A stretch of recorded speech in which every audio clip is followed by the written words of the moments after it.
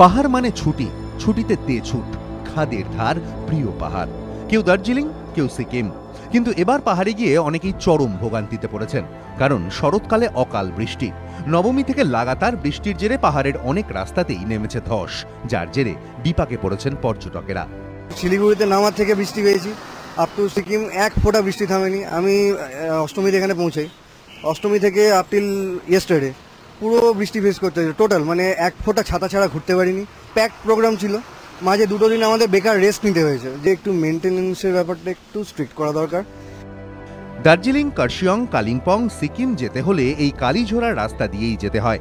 টানা বৃষ্টিতে তার বেহাল অবস্থা। কালীঝোড়ার প্রায় 40 মিটার রাস্তায় কোথাও ধস, কোথাও ফাটল। গাড়ি চলছে কোনো মতে, একেবারে ধীর গতিতে, যার জেরে ব্যাপক যানজট। চরম হয়রানির শিকার হতে হচ্ছে পর্যটকদের। অসুবিধা অবশ্যই কিছুটা তো অসুবিধা হয়েছে, আমাদের সময়টা অনেক বেশি লেগে গেল। হ্যাঁ, অনেকগুলো জায়গা থেকে আমরা নিজেদের বঞ্চিত করতে হলো আমাদেরকে। মানসিক টেনশনের মধ্যে দিয়ে কিছুটা হলো যেতে হয়েছে।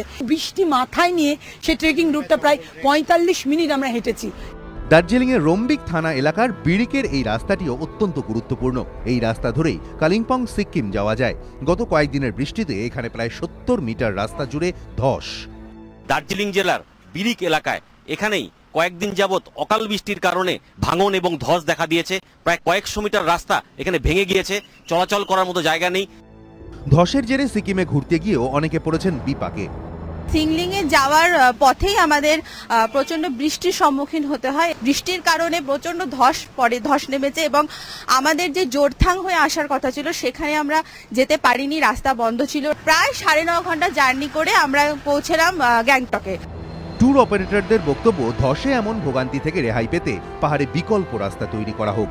এটা অযাচিত বৃষ্টি, এই সময় তো নর্মালি বৃষ্টি হয় না। প্রচুর জায়গায় ল্যান্ডস্লাইড হয়েছে, সে কারণে প্রচুর পর্যটক সমস্যায় পড়েছে। প্রশাসন থেকে এই অল্টারনেটিভ রাস্তাগুলো পর্যটকদের কাছে জানানোটা খুব দরকার। ব্যাকআপ পরিস্থিতি রাখা, যে যেখানে ধস এবং কোনো কিছু হলে ইমিডিয়েটলি সেই জায়গায় লোক থাকবে, স্ট্যান্ড বাই পরিস্থিতি থাকবে, স্ট্যান্ড বাই রোড তৈরি করার একটা বন্দোবস্ত থাকবে।